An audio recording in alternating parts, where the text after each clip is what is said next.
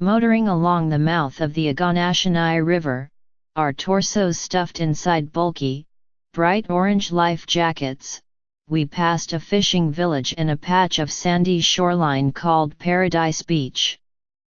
"There! There!"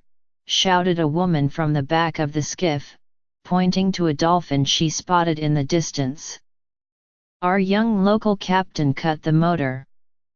Watching, we waited in silence.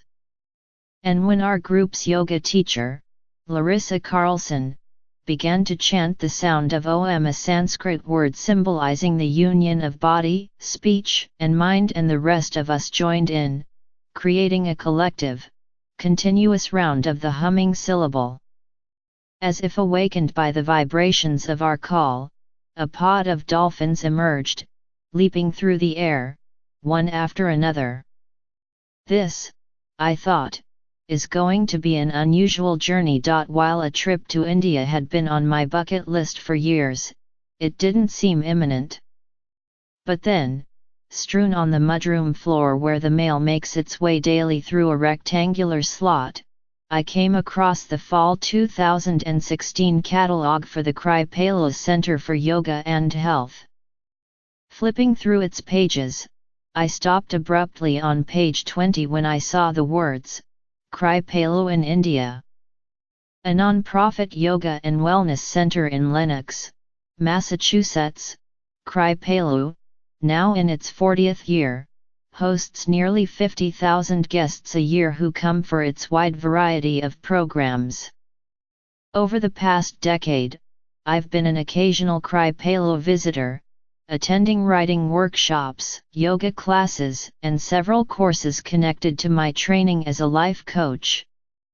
Standing in my kitchen with catalog in hand, I suddenly began to imagine myself as one of Kripalu's first guests to experience its mission of whole-person education for body, mind, heart, and spirit away from its Berkshire's home. Last May, along with my 23-year-old daughter, Nicole, I traveled to India for a week of yoga, meditation, and Ayurveda, an ancient Indian medical system aimed at keeping the body and mind balanced and healthy.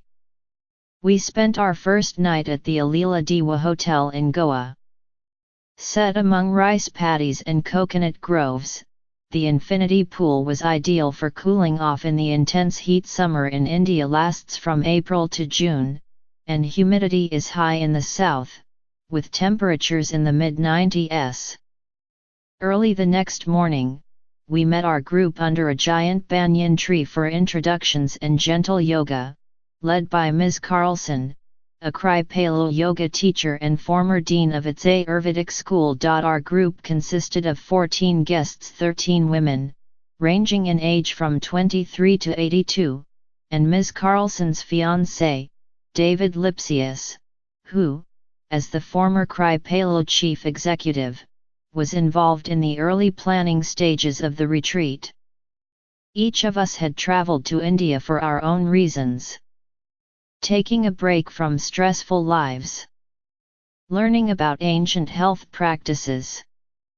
Connecting to our breath and body through meditation and yoga.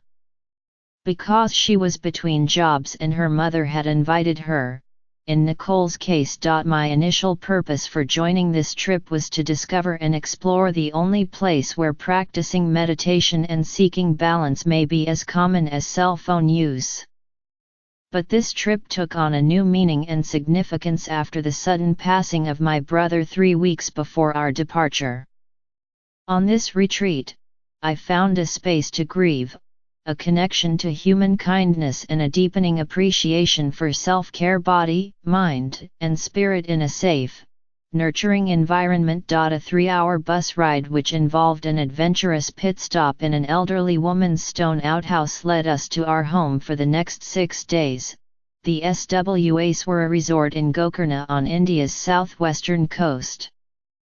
As we approached the hotel, our travel guides, Kyra Sudovsky, of the United States-based Academic Travel Abroad Agency, and Sandy, Minas Singh of the India-based Worldwide Adventures, asked us to fill out a 3-page self-assessment chart.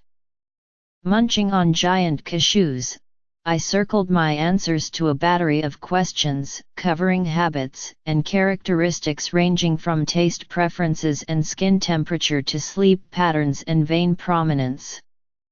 Each response fell into one of 3 columns labeled Vata, Pitta and Kapha. We handed our questionnaires back to Ms. Sudovsky and Mr. Minas Singh, who announced that along with 3 body treatments, our retreat included a consultation with an Ayurvedic doctor.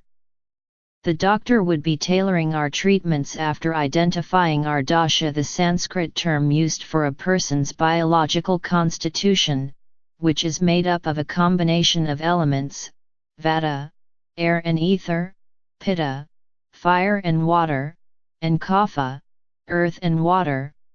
Nicole and I checked into our room, one of 24 clustered Konkan villas made with local laterite stone, clay tiles and thatched roofs.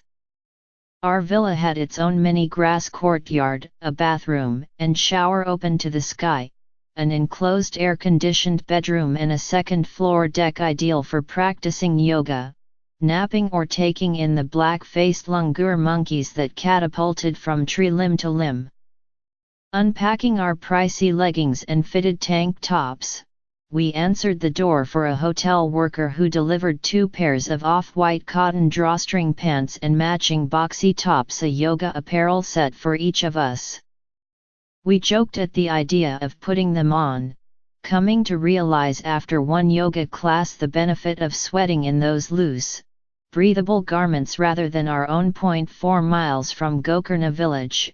Swaswara resort sits alongside the Arabian Sea and extends across 26 acres, although more than half of its land is left untouched and protects the surrounding ecosystem. Devoted to sustainability, the hotel, its farms, and swimming pool use only harvested rainwater accumulated each year during the monsoon season, which is then treated and filtered. Entering the Ayurveda building for my scheduled consultation on our arrival day, I was greeted by Dr. Firoz Varun, a 30-something, mustached man, whose wife, Dr. Kripa Krishnan, is also one of the resort's 3 staff doctors. After taking my pulse and blood pressure, he asked me if I had any body disturbances. "If you mean injuries, I have a few," I answered, a bit confused. We discussed my tight muscles, hip pain, and hypermobility, and how lifestyle, diet, and relationships are all influenced by our dasha. Dr. Varun went on to explain that every person has a combination of the 5 elements: fire, earth, water, air, and ether, but some combinations are more prominent, determining your primary, and often a secondary, dasha.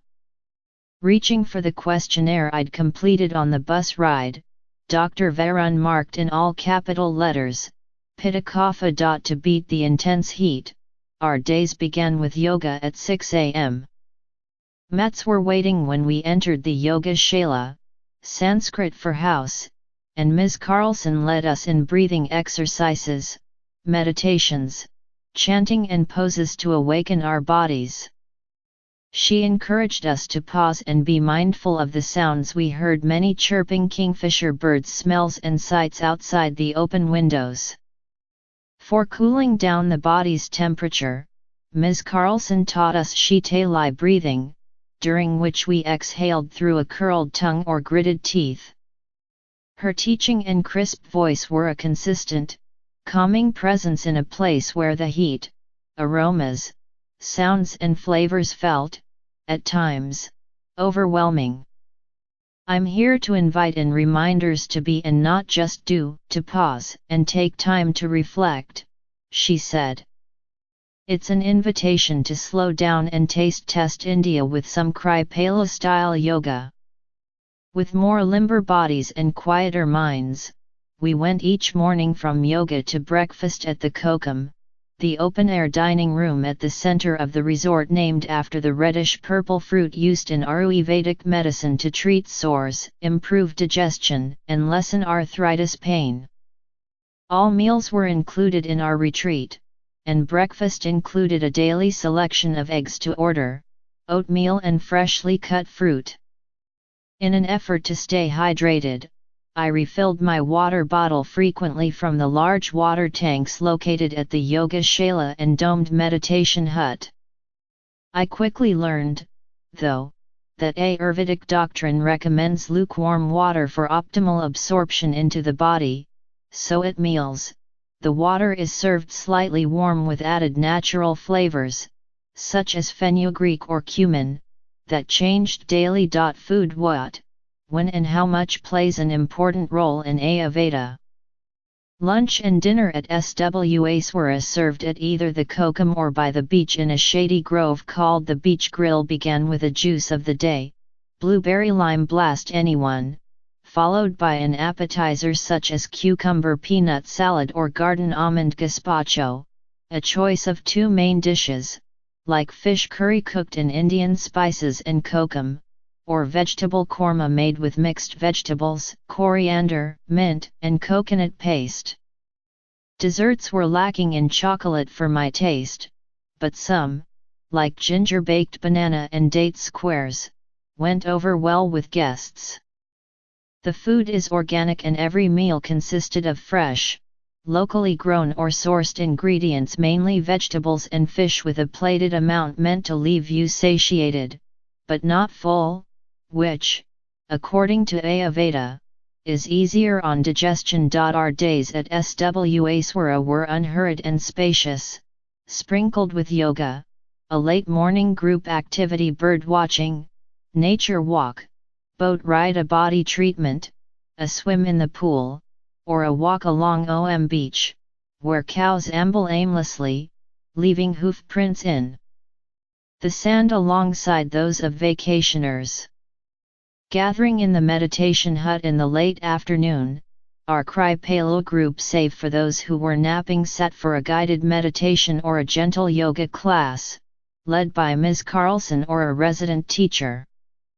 I tried hard not to doze during a Yoga Nidra class led by Jayalakshmi Moyali, whose melodic voice brought me right to the intended dreamy state of consciousness between waking and sleeping. On Thursday morning, we left the hotel grounds for an outing to Gokarna village, a 15-minute ride via tuk-tuk, a three-wheeled motorized rickshaw.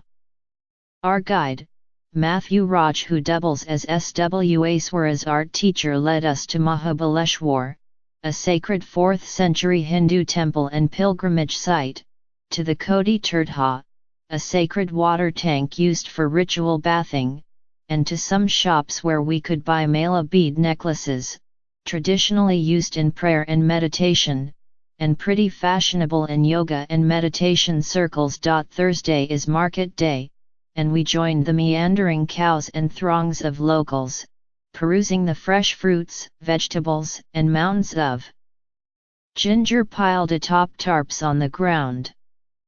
Mr. Minas Singh gave each of us 100 rupees, about $1.50, to buy some fresh ingredients, which the SWAswara chef would use later that afternoon in a cooking demonstration. I spent 60 rupees on a kilogram of purple eggplants, and the rest on crisp, white daikon radishes.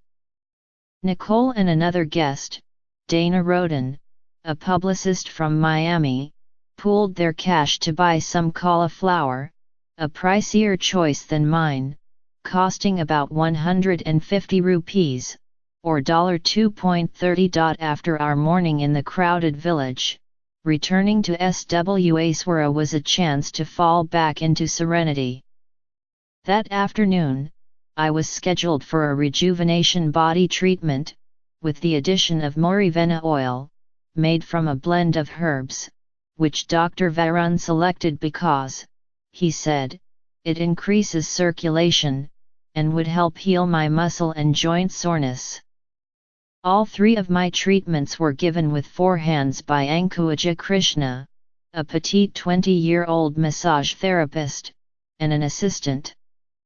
I held in my laughter as the assistant farted loudly in Ayurveda.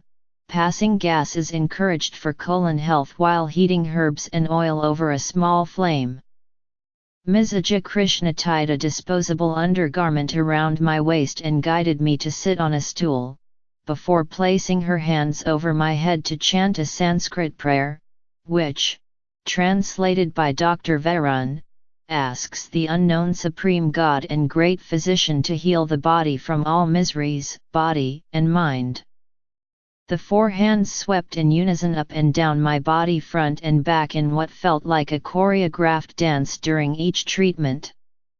Once the oil rubbing or salt scrubbing part was over, Ms. Ajay Krishna instructed me to wash my face and body in an outdoor shower with green mung bean powder, an herbal exfoliant used to cleanse the skin without removing the oil's benefits. Dry and wrapped in a green robe, I was led back to the stool where Ms. Ajay Krishna had recited the prayer. While I sipped a cup of herbal tea with honey, she rubbed Rasnichurna powder, a mix of plant roots and herbs, into my scalp to maintain the temperature of my body. To finish off the treatment, she placed an orange bindi, a dot, in Sanskrit, made from sandalwood paste, at the center of my forehead, an additional Ayurvedic strategy for cooling down the body in the summertime heat. Our group had its final gathering in the meditation hut on Saturday afternoon, where Ms. Carlson asked us to reflect on our experience and share what we hope to take home with us. I'd like to make regular space for a yoga practice that is gentle and nurturing, and not one where I am pushing my body too hard, I said. A few of us shed tears, touching on feelings of loss and resilience. As the baby of the group, I've gained so much from the wisdom of these women who have shared some of their life experiences with me, said Nicole, the youngest guest by nearly 2 decades. On the morning of our departure from Swaswara, I unintentionally woke up at 4:30 a.m. Like the dolphins who leapt from the water earlier in the week, I felt some sort of magnetic pull from the outside. Trying not to awaken Nicole, I put on clothes, grabbed a flashlight and made my way along a path in the darkness to Meditation Hill, an open-air cliffside structure with straw mats and a view overlooking the Arabian Sea and Beach. I sat down, closed my eyes, and listened to the waves, thinking of my brother, and the healing and nurturing this place provided. I opened my eyes and the morning light was just beginning to shine.